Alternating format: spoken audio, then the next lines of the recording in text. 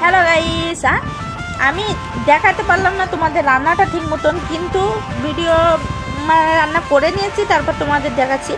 আর এত সুন্দর একদম বাড়ির মশলা দিয়ে, দেখো মশলাটা দেখো কত সুন্দর। আর কিন্তু ঝাল না, আমি রান্না করলে ঝালও হয় না, এও হয় না, একদম ঠিকঠাক হয়। আমার তো ভালো লাগে। আর তোমাদের দেখে কেমন লাগছে অবশ্যই জানাবে। আর এটা দেখো কতটা কাই তুলে নিয়েছি, একটু ওইরকম খাবো দেখে একটু কাই তুলে নিয়েছি। আর মাংস মানে এটা আরও টেস্ট। আর এটা একটু ঝোল দিয়েছি, কারণ ঝোল না দিলে খাওয়াও যাবে না।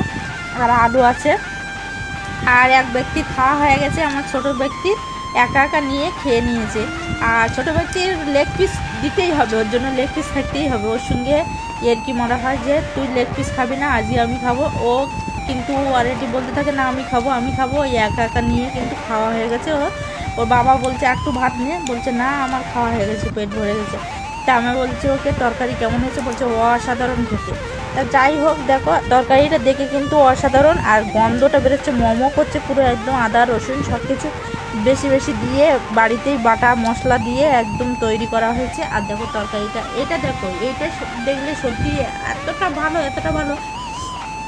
ফ্রায়েড রাইস থাকলে তো পুরো জমে ক্ষীর হয়ে যেত এর সাথে। একদিন ফ্রায়েড রাইস করেছিলাম, এতটা ভালো লাগছিল, কিন্তু মানে ওইসব ঝামেলাই যাই না, গ্যাস ছিল না। তারপর আজকে গ্যাস দিয়েছে, একটু ভালোভাবে রান্না করলাম।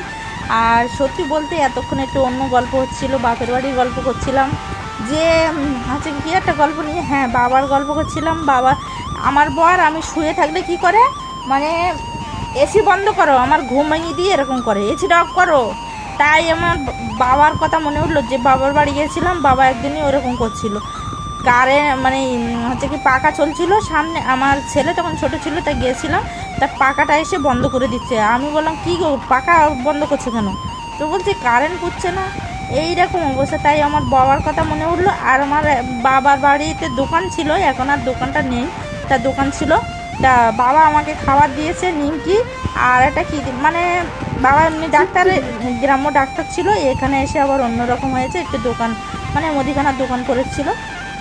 তা ওই মুদিখানার দোকানে গিয়ে আমি বলছি খাবার দাও, তা খাবার দিয়েছে আমাকে অল্প। আমি বলছি এইটুকু, তো বলছে আবার একটু দিল। আমি বলছি কী করছো, এত কিপটেমি করছো কেন? তা আবার একটু দিল।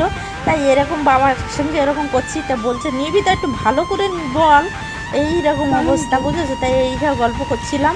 আর আমার বর গিয়ে পিছন দিকতে গিয়ে বলছে মুড়ি আছে।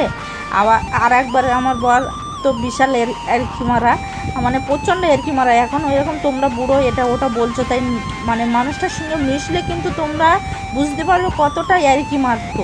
আর আমি এরকি ফেরকি পছন্দ করি না প্রচণ্ড, মানে আমি আগে বকতাম বরের ওপরে, আর কি পছন্দই করি না। আর উল্টো পাল্টা আর কি মারলে আমি কিন্তু ওর সঙ্গে ঝগড়া বেঁধে যেত উল্টো পাল্টা। আর হচ্ছে কি ওর সাথে মিশলে কিন্তু তোমরা বুঝতে পারবে যে কতটা আর কি মারা। আর হচ্ছে কি বুড়ো হোক আর যাই হোক, আমার কাছেই ঠিক আছে। আর তোমরা হয়তো দেখতে মানুষের ওপর দিয়ে বুড়ো লাগে এ লাগে, আর মাঝে মাঝে যা বদমাইশি করে অনেক কিছু আছে। ঘরেতে ঘুমাতে দেবে না, এ করবে না, মানে একা যখন ও উঠে যাবে কাউকে ঘুমাতে দেবে না, এইসব থাকে, অনেক কিছু আছে।